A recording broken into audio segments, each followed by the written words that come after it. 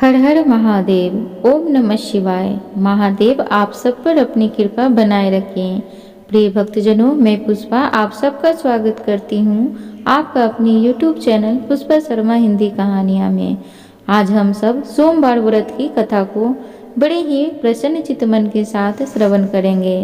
तो चलिए भोलेनाथ का नाम लेते हुए कथा आरंभ करते हैं। किसी नगर में एक धनी व्यापारी रहता था। दूर दूर तक उसका व्यापार फैला हुआ था।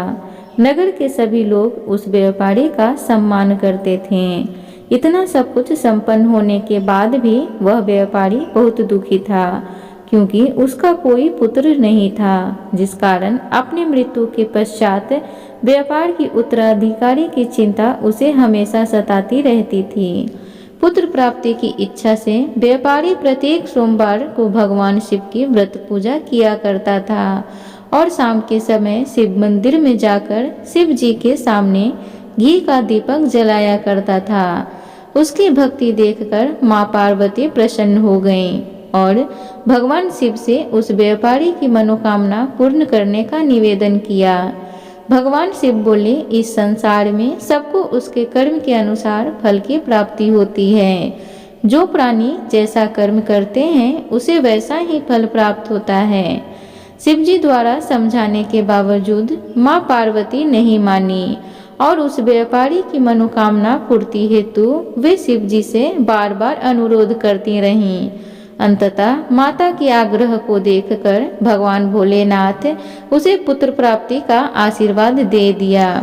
वरदान देने के पश्चात भोलेनाथ माँ पार्वती से बोले, आपके आग्रह पर मैंने पुत्र प्राप्ति का वरदान तो दे दिया, परंतु इसका यह पुत्र 16 वर्ष से अधिक समय तक जीवित नहीं रहेगा। उसी रात भगवान शिव उस व्यापारी के स्वप्न में आए और उसे पुत्र प्राप्ति का वरदान दिया और उसके पुत्र के 16 वर्ष तक जीवित रहने की भी बात बताई। भगवान के वरदान से व्यापारी को खुशी तो हुई, लेकिन पुत्र की अल्प आयु की चिंता ने उस खुशी को नष्ट कर दिया। व्यापारी पहले की तरह सोमवार के दिन भगवान शिव का विधिवत पूजन करता रहा। कुछ महीनों बाद उसके घर में एक अति सुंदर बालक ने जन्म लिया और घर में खुशियां ही खुशियां भर गई। बहुत धूमधाम से पुत्र का जन्म समारोह मनाया गया, परंतु व्यापारी को पुत्र जन्म की अधिक खुशी नहीं हुई, क्योंकि उसे पुत्र की अल्प आयु के रहस्य का पता था। जब पुत्र 12 वर्ष का हुआ तो व्यापारी ने उसे उसके मामा के साथ पढ़ने के लिए वाराणसी भेज दिया। लड़का अपने मामा के साथ शिक्षा प्राप्ति हेतु चल दिया।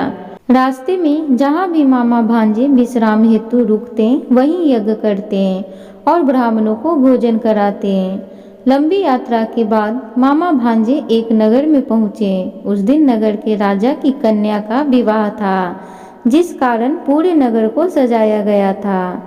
निश्चित समय पर बारात आ गई, लेकिन वर का पिता अपने बेटे के एक आंख से काने होने के कारण बहुत चिंतित था। उसे भय था कि इस बात का पता चलने पर कहीं राजा विवाह से इनकार न कर दे, इससे उसकी बदनामी भी होगी। जब वर के पिता ने व्यापारी के पुत्र को देखा तो उसके मस्तिष्क में एक विचार आया। उसने सोचा, क्यों न इस लड़के को दूल्हा बनाकर राजकुमारी से विवाह करा दूं। विवाह के बाद इसको धन देकर विदा कर दूंगा और राजकुमारी को अपने नगर ले जाऊंगा। वर के पिता ने लड़के के मामा से इस संबंध में बात की।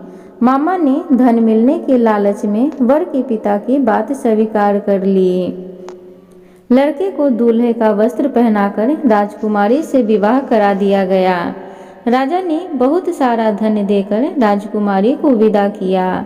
शादी के बाद लड़का जब राजकुमारी के साथ लौट रहा था तो वह सच नहीं छिपा सका और उसने राजकुमारी की ओढ़नी पर लिख दिया, राजकुमारी तुम्हारा विवाह मेरे साथ हुआ था। मैं तो वाराणसी पढ़ने के लिए जा रहा हूँ और अब तुम्हें जिस नवयुवक की पत्नी बनना पड़ेगा वह कान्हा है।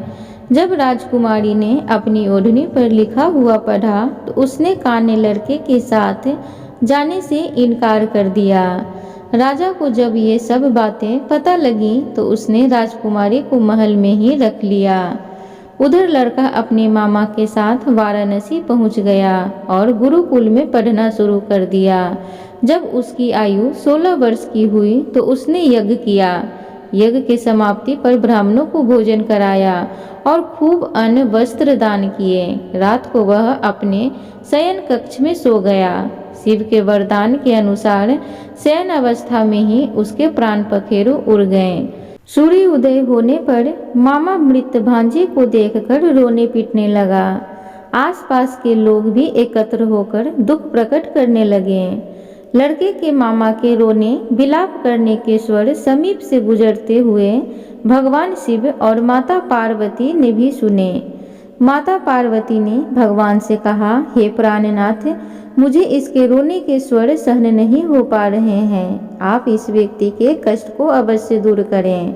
भगवान शिव ने माता पार्वती के साथ अदृश्य रूप में समीप जाकर देखा तो भोलेनाथ माता पार्वती से बोले, यह तो उसी व्यापारी का पुत्र है जिसे मैंने 16 वर्ष की आयु का वरदान दिया था। इसकी आयु पूरी हो गई है। माँ पार्वती ने फिर भगवान शिव से निवेदन किया, उस बालक को जीवन देने का आग्रह किया।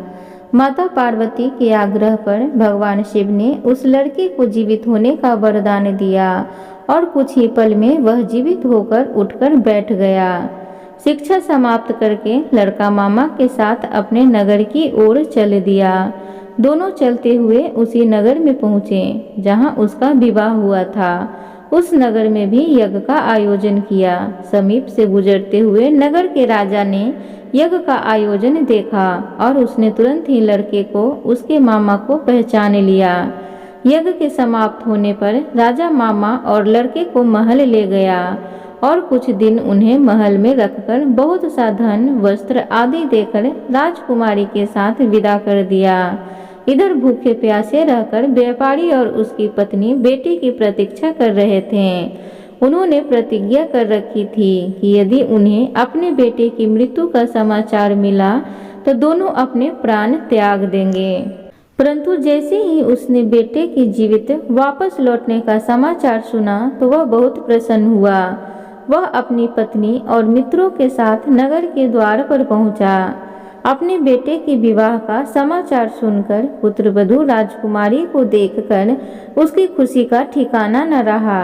उसी रात भगवान शिव ने व्यापारी के स्वप्न में आकर कहा, हे श्रेष्ठी, मैंने तेरे सोमवार के व्रत करने और व्रत कथा सुनने से प्रसन्न होकर तेरे पुत्र को लंबी आयु प्रदान की है। पुत्र की लंबी आयु जानकर व्यापारी बहुत प्रसन्न हुआ।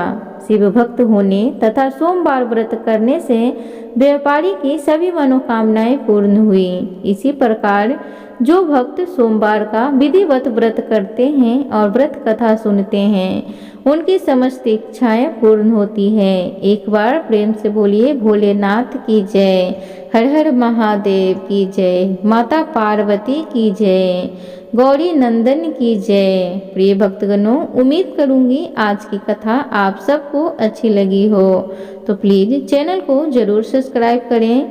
कमेंट में हर हर महादेव जरूर लिखें। धन्यवाद।